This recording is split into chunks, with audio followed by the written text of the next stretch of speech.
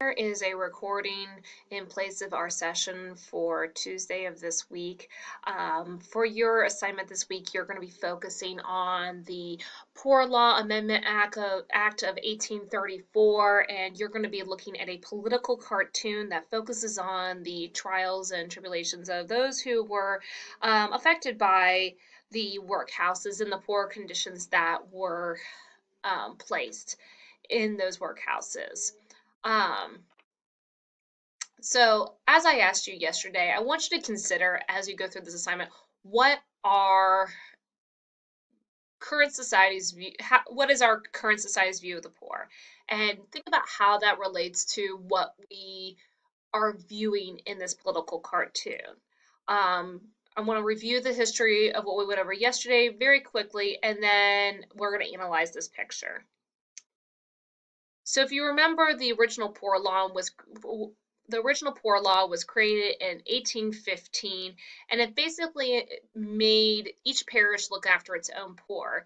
And if you were unable to work, the community would help give you some money to survive. But the cost of this poor law was increasing every year, so by 1830, 7 million pounds is how much it was costing to keep this poor law in effect. And so that criticism was mounting. And hopefully you remember our deeper discussion of this from yesterday. So there were many criticisms of the poor law because one, it raised taxes on the middle and upper class people, causing them resentment, and they believed that the people who were poor were lazy, they didn't want to work. They also suggested that allowance systems made the situation worse because it encouraged poor people to have children that they couldn't afford to look after. And it says that it kept workers' wages low because employers knew that wages would be supplemented by money provided by the poor law. So that's when the 1834 Poor Law Amendment Act was enacted, and it was passed by Parliament and was designed to reduce that cost of looking after the poor as it stopped money from going to poor people and except in exceptional circumstances. So if people wanted help, they had to go to workhouse to get it. The poor were given clothes and food in the workhouse in exchange for several hours of manual labor. Families were split up inside the workhouse. People had to wear a certain type of uniform, follow strict rules, had a bad diet, and the conditions were so terrible. Additionally, um, besides being split up from their families and required to wear a uniform, children would receive some schooling, and the conditions were so terrible that only people who desperately needed the help would go there. In Andover, it was reported that people living in the workhouse were starving to death and were trying to eat the bones that they were crushing as part of their work. Because of this and similar reports, the government introduced stricter rules about conditions in the workhouse as well as making inspections. There were both there were two sides to the argument. Some supported it. For example, James K. Shuttleworth believed that people were poor because of their own foolishness. And he people who criticized the amendment said that it was uh, cruel and unchristian to have these workhouses because they were basically prisons of the poor. And the poor became scared of the threat of having to move into a workhouse for help. In northern England, they rioted and attacked the workhouses. So most were against the law. Many people thought the law was wrong and seemed to punish people who were poor through no fault of their own, for example, sick or the elderly. Many local officials felt the old system worked well as it was. The taxes that people had to pay to look after the poor were low, and the system was adapted to the local area. Many were also unhappy with what they saw as interference by people from London. Anti-poor committees were set up to fight the Poor Law Amendment Act. They organized meetings and petitions calling for the act to be repealed. That was the British version of organized, by the way. All right, so why should this matter? I want you to think about why it matters that we're reviewing this information and think about how does it reflect our current society's views of the poor and how can we translate for what we're going to be learning about this and Oliver Twist into the world we're around today? Okay, that was a 5-minute crash course on what we covered yesterday. So take a minute and I want you to look at this poor law poster. Okay, this is what you're going to be analyzing for today. I want you to see over here, perhaps consider what's happening over here. Look at the state of the people here in this cartoon. Look at the old man and the person working in the workhouse. Perhaps the people in chains. Okay. So let's look at some close-ups here. In close-up number 1, it says, "Pray, sir, have mercy on us and let us in, or give us some relief, for we are actually starving." And the gentleman who is working here says, "Then go and rob for your living if you can't enter here. Be off, you vermin." So I want you to consider this. How desperate are the people trying to get into the workhouse? Think about, they knew how horrible these working conditions were, and yet they came anyways. Okay? Think about why. They're literally starving to death, and they need to come in because they're just living in extreme poverty. And so then I want you to consider when he says, "Then go and rob for your living, for ye can't enter here, be off, ye varmint." He says, what does that response of the workhouse master tell you about the upper class opinion of the poor? If you think about it, it sounds a lot like Mr. James K. Shuttleworth. If you're poor, it's because of your own foolishness. Now get off and go figure it out because you can't come in here. Then look at this picture right here. So what they're doing is they're breaking up tobacco here, okay? Or beating this here hemp is worser than breaking stones. Lord have mercy on us poor. Our heads shaved and no shirt allowed us to wear. Talk of vest angry slaves, indeed they're expectable mechanics to us. So what are these paupers doing? They're breaking up that tobacco. And why? Well, why would they be doing that? What would it be used for?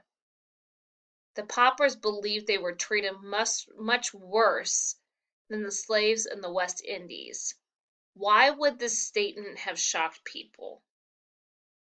So think about what was happening with the slaves, and if they're treating their own people worse than the slaves, do you think that might have influenced them? And then finally, I want you to think about this. Look at their heads. Why do you think the paupers' heads have been shaved? Think about what you know about World War II and concentration camps too. It's a form of humiliation.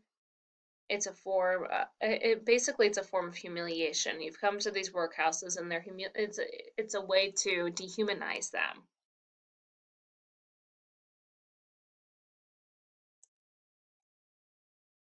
So close-up number 3. What have you got in the truck? Look at what's going on here. So what have you got in the truck, Joe? The infant poor Watts died. I'm going to take one to the hospital to sell for the surgeons. Generally have such a load here of this once a week. So what's Joe got in the truck? He's got a dead body in the truck. What's he going to do with it?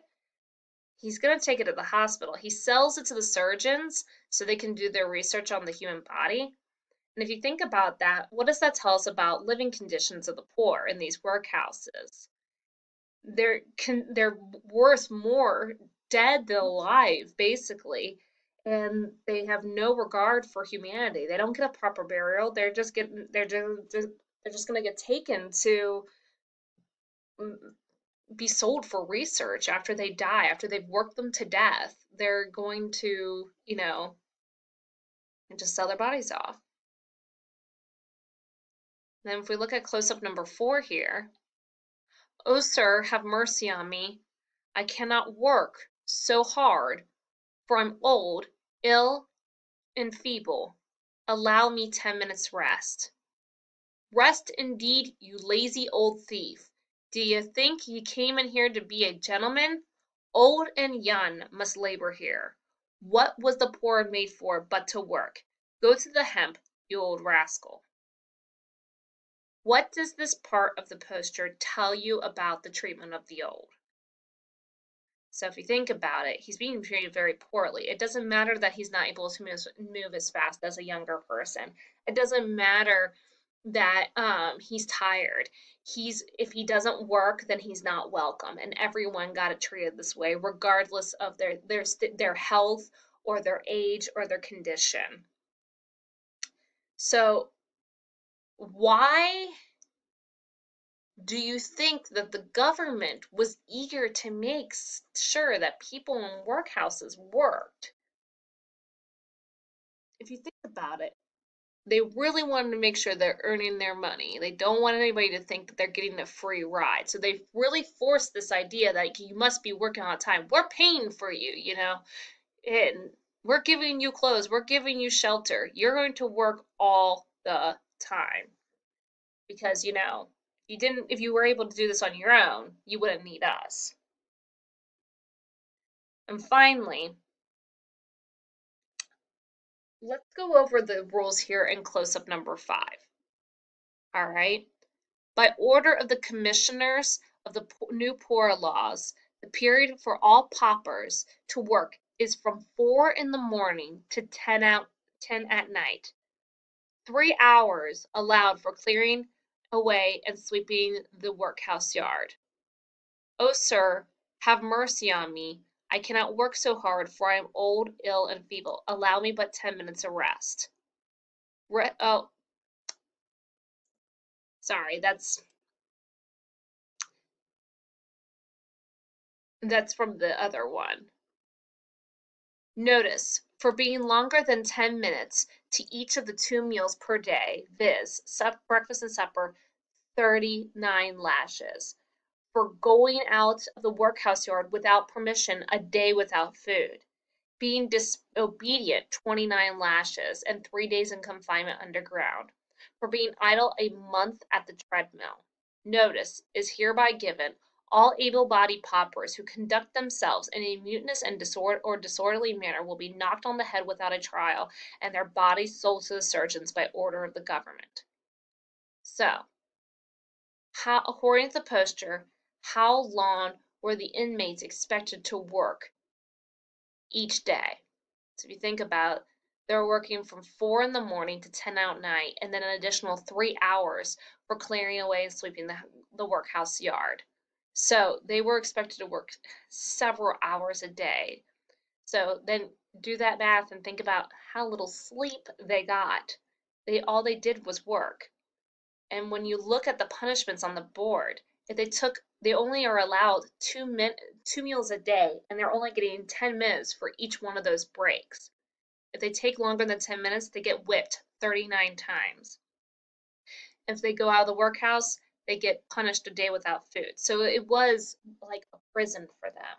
And I want you, as you're going through that worksheet, to really analyze what is happening here and the effects this could have had on society, okay? And think about how this poster reveals the general opinion of the poor law and what seemed to be the attitude towards the poor. That is the big idea I want you to take from this, okay? So for the rest of today, fill out that poor law assignment. You can reference it while you take the quiz, complete the poor law quiz, and then tomorrow we will begin Oliver Twist. Thank you so much and have an awesome day.